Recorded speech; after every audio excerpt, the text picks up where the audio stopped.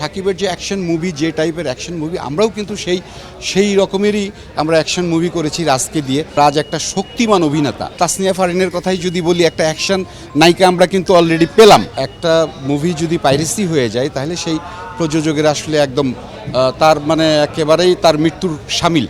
আমরা দর্শকদের প্রচুর সাড়া পেয়েছি, দর্শকদের রিভিউ আপনারাই দিয়েছেন, আপনারাই নিয়েছেন দর্শকদের রিভিউ। সেখানে প্রচুর দর্শকরা আমাদের খুব পজিটিভ ওয়েতে নিয়েছেন এবং বিশেষ করে হচ্ছে যে আমাদের রাজ এবং তাসনিয়া ফারিনের ভূয়সী প্রশংসা করেছেন এবং আমাদের সিনেমাতে গুণী অভিনেতা হচ্ছে যে মোশাররফ করিমের মতো অভিনেতা, চঞ্চল চৌধুরীর মতো অভিনেতা, মিশা সওদাগরের মতো অভিনেতা কাজ করেছে। আমরা তো বিগ কাস্টিং নিয়ে ছবি করেছি, সবাই এনজয় করেছে এবং ছবি ব্যাপকভাবে আমরা ঈদের পর থেকে আমাদের অলমোস্ট সবগুলো শোই হচ্ছে যে আমাদের হাউসফুল ছিল এবং আমরা আগামী সপ্তাহ থেকে আমাদের সিঙ্গেল স্ক্রিনে আমাদের 40 আজকে আমরা যে শো করছি স্পেশাল শো, আমাদের যারা হচ্ছে যে আর্টিস্ট, কলাকুশলী, জার্নালিস্ট যারা ছবি দেখেননি এবং বন্ধুবান্ধব সবাইকে নিয়ে আজকে ছবি দেখছি এবং সেখানেও আগ্রহ দেখলাম, জার্নালিস্টদেরও ব্যাপক আগ্রহ। জার্নালিস্ট যে পরিমাণ আমরা আশা করেছিলাম জার্নালিস্ট, তার থেকে অনেক অনেক বেশি জার্নালিস্টরা আসছে এই ছবিটা নিয়ে, তাদের আগ্রহ আছে। এই ছবিটা নিয়ে তারা প্রচুর রিভিউ করেছে, প্রচুর লেখালেখি করেছে।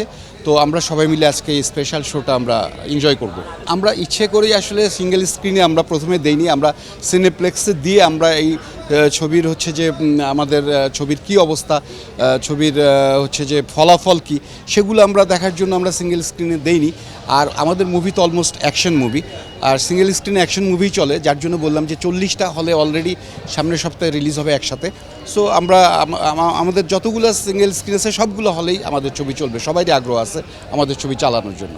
অ্যাকচুয়ালি হচ্ছে যে শাকিব খানের ছবি, তো এটা তো সত্যি বলতেই হবে, মানতেই হবে যে শাকিবের একটা দর্শক সেইটা হচ্ছে যে আছেই, এটা অস্বীকার করার কোনো উপায় নাই। কিন্তু শাকিবের যে অ্যাকশন মুভি, যে টাইপের অ্যাকশন মুভি, আমরাও কিন্তু সেই রকমেরই আমরা অ্যাকশন মুভি করেছি রাজকে দিয়ে এবং তাসনিয়া ফারিনকে দিয়ে। আমি বলবো যে রাজ একটা শক্তিমান অভিনেতা এবং তাসনিয়া ফারিন নাটক থেকে এসছে যদিও, কিন্তু কেউ বলবে না, যারা রিভিউ দিয়েছে প্রত্যেকেই বলছে যে তাসনিয়া ফারিন তার সিনেমায় হচ্ছে যে সে যতটুকু দিয়েছে সে উতরে গেছে অ্যাকশন মুভিতে। আমি তো বলছি যে আমাদের এখন শিল্পীর সংকট, সেই জায়গাতে আমরা আমাদের তাসনিয়া ফারিনের কথাই যদি বলি, একটা অ্যাকশন নায়িকা আমরা কিন্তু অলরেডি পেলাম। আর হচ্ছে যে সাবিলা নূর তাণ্ডবে করেছে, খুবই ভালো করেছে।